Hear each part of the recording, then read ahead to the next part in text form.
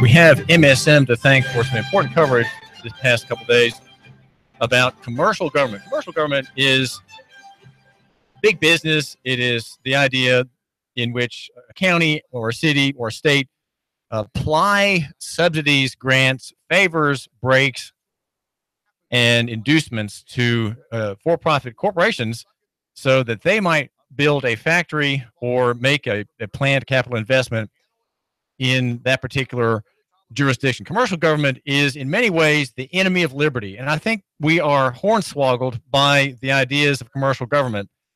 The concept in which you have effectively the judge, the court, saying we're going to pick this business as an investment, and we're going to make by our taxing authority an investment in this company.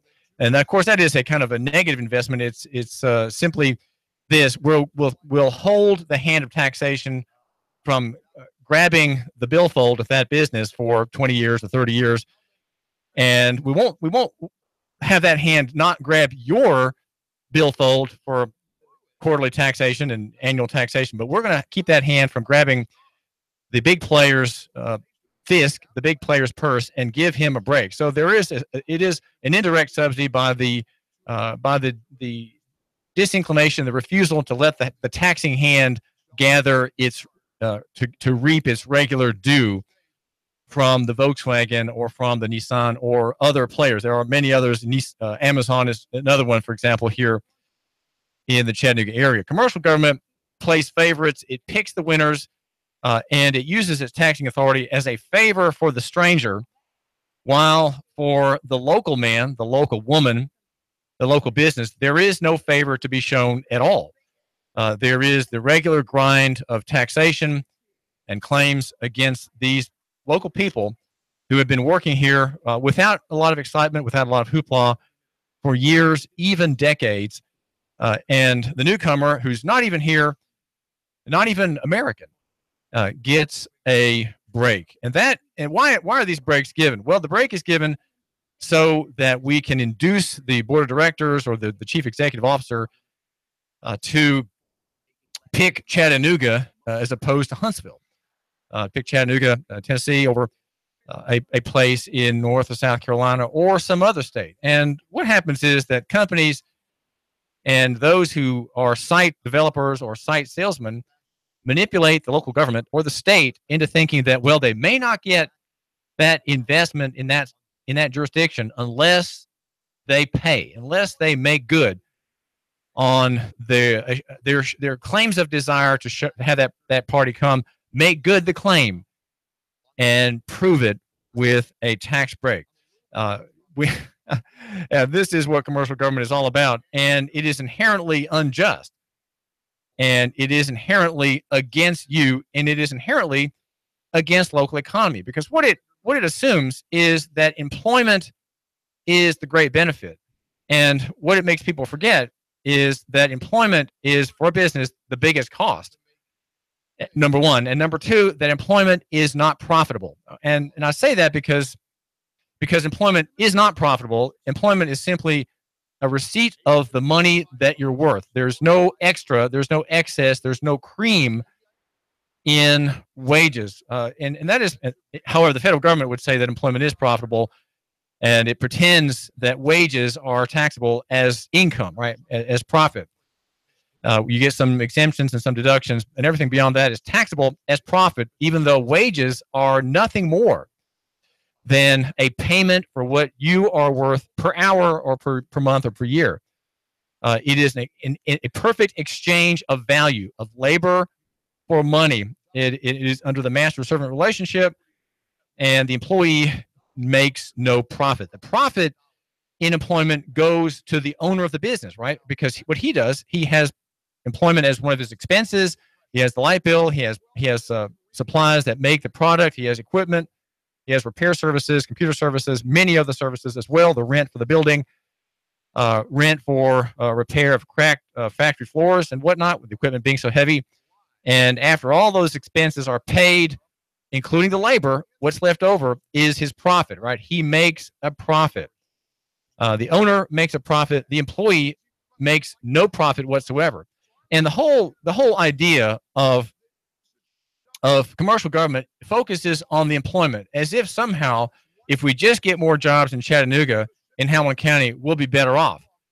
It is a misdirected effort. It is a misdirected effort, and the press plays up jobs. And in fact, the series of articles in the newspaper yesterday and today, very good pieces of journalism, by the way. I want to commend the Chattanooga Times Free Press, Allison Gerber, for taking part in that four-party effort under USA Today News Tennessee to study commercial government and to report on the amazing excesses of favor given to gigantic combines such as Volkswagen and Amazon and Nissan in Middle Tennessee. This is very good journalism, but it does leave you thinking that somehow that employment is the great benefit. Well, on one hand, let's make a concession here. This is David Tulis. I'll make a concession. It's good to have jobs. It's good to have employers. It's good to have profit-seeking businesses in local economy. But we have to remember several things. One, that these businesses export the profit. Profit is not kept here, except it does go to those who are shareholders on these publicly traded businesses. They make a bit of a profit in the dividend payment every quarter.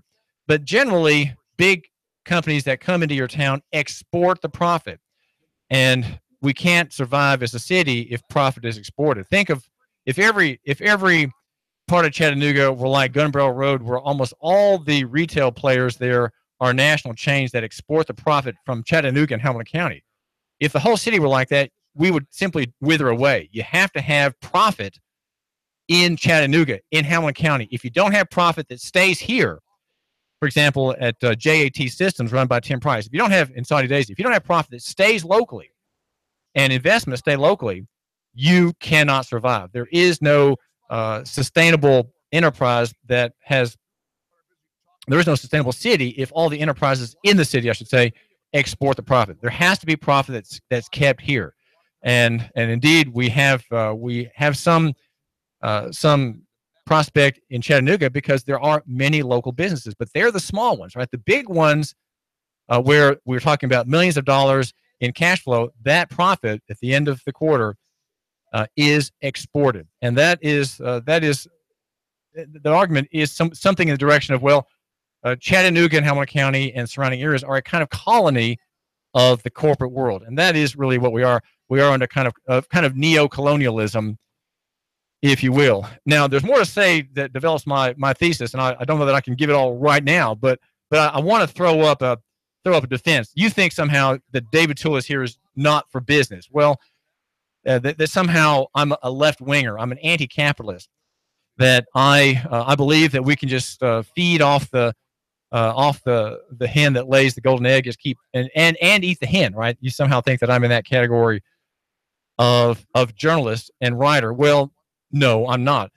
I'd say rather than being for business, I'm for the free market. Now that means that I'm for a marketplace where all the players play evenly, that all the players and that all the jurisdictions in which they live, the jurisdictions respect the evenness of the marketplace, and that the players themselves can play and compete for the dollar, the investment dollar, for the buying dollar, without there being any one party having an advantage over the other. But that's not what we have. Commercial government is it is part of the world of privilege that we sometimes mention here on the David Tulis program at Nooga Radio. The world of privilege, which is now where all the profit is going. In fact, the top 0.5% of capitalism, those are the privileged classes at the very top. They're getting all the profits. The gains in profit, the gains in income among that class of people is soaring. They are very optimistic and in very good cheer. However, elsewhere in the economy where the 95% are, and then that 4.5% or so above that, it's not so bright. It's not so good. There have been stories in the press in the past couple of weeks pointing out how broken the American economy is, and that people are struggling. Even those who have multiple income streams are having it very difficult. There's a story in the front of the Wall Street Journal the past couple of days about those who have the part-time gigs. They too are are struggling, and yet the top 0.5%, the top 0.5%, are gaining remarkably in increases in personal family revenues. They are those connected with these big businesses and the financialization of the American economy. Now, the financialization of the economy is kind of a separate story from the one that Dave Flessner, Mike Perry, and the other journalists have been publishing the past couple of days about Nissan and Volkswagen and Amazon. And I think that the newspaper has done a very good job in giving these reports out. But again, the problem is jobs, right? These companies are selling themselves to Chattanooga and Hamilton County because they're promising employment. They're promising to hire people, again, all unskilled labor, right? We're not talking about skilled labor here. It's all unskilled. Everybody who works for these companies is an unskilled labor, right? And I guess we're blessed that they don't have to be in a union, but they are unskilled labor. And so the stories that we have and the coverage that we have implies that this is all very important. These are, high skilled, well, they're not skilled jobs at all. They're unskilled jobs. And the worker is trained for the equipment on which he works. There's no skill that he has to have going in. He just has to have good character and good references and maybe a bit of work history, and then he can get the job. And Amazon has a very low threshold for what it requires of employees. You learn everything when you get there. You just have to show a lot of drive and be able to take a kind of a continuing abuse from your superior to work at Amazon. According to people who have worked there and have who have bemoaned their time in that huge warehouse over in eastern Chattanooga. The stories tell us that Volkswagen got $800 million in subsidies, and Nissan in Middle Tennessee got $600 million. The main point, I think we say, if I could just let you tell you what these stories say, the one by Mike Riker of the USA Today Network that appeared in the Sunday editions of the paper points out that there is no real tracking on the jobs created. Right, the companies sell themselves as being job creators, and yet there's very little tracking on the jobs created. There's no real feedback mechanism. There is a self-reporting that is relied upon by people who look into these matters. Here now we have the press looking into it. And we also have groups such as Good Jobs First. A man named Greg Leroy is quoted as questioning these commitments by local government. A group of companies getting subsidies from Tennessee's main grant program, Fast Track, fulfilled about 80% of all jobs committed. Some exceeded their hiring expectations, but nearly 40%, the Times Free Press says on Sunday, 40% said in 2016 they had fewer than half of the jobs promised. The paper quotes Ted Townsend, the chief operating officer of the Department of Economic and Community Development, that it is our job and responsibility to make sure those businesses succeed, that they uphold to the commitments that they're making to the state, that they adhere to the contracts that we put in place, and that if they're struggling to meet job fulfillment, there's a reason why. In other words, clearly, if the business is having trouble, it shouldn't be hiring people that it probably needs to not hire, and probably should be laying off people. But here we have business getting into bed with government that has expectations that are not business connected, right? If the government says you have to hire 60 people and business is sagging, you need to hire only 30, and then you find out that you have to you need to hire none, but lay off 20. Well, the government is being unreasonable to make a demand that you need to hire at least 30 and not lay anybody off. Well, that's the problem getting into bed with government. Government has expectations which have nothing to do with the operation of business. They're arbitrary numbers that the government says, we want you to promise to hold these, and if you can agree to hire this number of people in Hamilton County, we'll give you a tax break. So the government is sort of encouraging people to be falsely optimistic. That seems to be a real problem. The story points out that Tennessee added 390,000 new jobs since January 2011. Employment grew by nearly 15%, fourth among the states in the Southeast. So there seemed to be in the TFP report good numbers, and yet we have this question that I guess comes back to the idea Is it just and is it equitable for one business to get a break because it's big, and another can't because it's local and small? How is it that a small business can't get a break and the big one can? What I think we need, what we need to do is look beyond kind of the surface.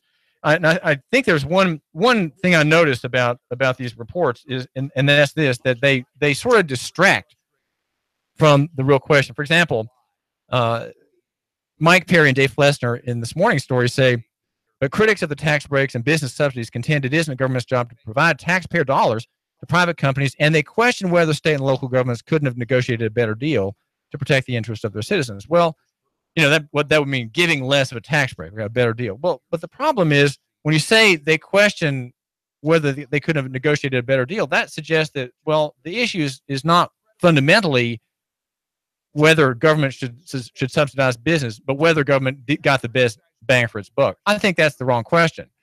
And I think you do too. You, my listener here at Nooga Radio on the David Tulis Show, you think that somehow it's not whether the government negotiated a good deal, it's whether government negotiated at all. That is the question of the free market. If you're pro-business, you'll say, well, these kinds of things are just business. And look, let's just be realistic. Government's in business. Government has its hands in everything. Why shouldn't government look out for its own interests? Why shouldn't government look out for the interests of taxpayers in its jurisdiction? Well, if you say questions like that, you are simply accepting the way things are and having that as the standard. Well, the way things are not right. The way things are with commercial government are simply wrong. And I don't think you can see it as wrong as an idea unless you have first the concept of the free market. If you don't, in other words, you're just pro-business, right? If you're just pro-business, you'll say, well, we should negotiate the best deal we can as government and give away as little as we can and get as much in capital investment in our county as we can. That's just being pragmatic. And pragmatism doesn't work, okay? Pragmatism, which is all about making things work and rejecting principles, pragmatism doesn't work. If you think that that's sufficient, then you really don't have a lot of grounds to complain that one party is favored and the other is disfavored. I tend to want to go back to the point of origin, and that is, should the civil magistrate government, the civil government, should the civil government be in business at all? And it shouldn't. It really shouldn't. And as long as it is, as long as we accept that it is, we're going to have this kind of problem, and we're going to have what is inherently inequitable. There's not equity in the way the civil magistrate runs. Again, the word civil magistrate implies the duty of the judge, right? It implies the duty being limited of government, what we call government. But I don't like to use the word just plain government because I'm a big government supporter. I want you to know I believe in government. I believe in government very much. The main one is self-government. If we don't have self-government, we are going to have an expanded civil magistrate, an expanded civil government that knows no end of its claims upon people, upon their lives, upon their prosperity. The story tells about Hemlock, which is one of the big disasters in this state-run program out of the Economic Development Office in Nashville. It's the story of Hemlock that was awarded more than $400 million in state and local and other incentives to open a polysilicon plant in Montgomery County. But the plant didn't open, and the state lost more than $100 million. And the collapse prompted Tennessee government to finally have what are called clawback provisions, where the direct payments and subsidies that are outlays can be clawed back on projects that failed. And there are clawback provisions, but they don't really affect many projects. Only a small portion of the project. Well, this is David Tulis, and I want you to think about the free market. We should be for the free market and local economy. If you're just for local economy and business, you'll accept what we have. You'll accept VW, and you'll accept the whole premise that jobs are prosperity, that jobs are profit. Jobs are not profit. Think what happens if Volkswagen has some really bad years. Let's say that its model lines become stodgy and dull, and it loses market share. And then it says suddenly, we've got to close one of these lines here because we just can't meet. We just don't have enough demand to justify keeping open. Suddenly you have layoffs in the you have a couple thousand layoffs, or you have 1,000 people laid off. There are 3,400 people working there at Volkswagen in Chattanooga now, and hundreds more in supplier companies outside. If you have your faith in the big, the fate of the big is your fate as well. I think Chattanooga would be better off if it had hundreds of small entrepreneurs, each with his or her own business, started in the garage or started in the spare bedroom. Rather 100 of those than 100 jobs of a company hiring people in Chattanooga, coming here, making big promises, getting tax breaks, and then hiring people. Rather 100 owners than 100 employees. Owners rather than employees. Why? Because that's where profit is. Profit is in ownership. It's not in employment. We need to be owners. We don't need to be servants, which is what employees are. Servants. David Tulis, Nooga Radio. Thanks for joining me. I've got some important messages. 3, 2, 1. Chattanooga.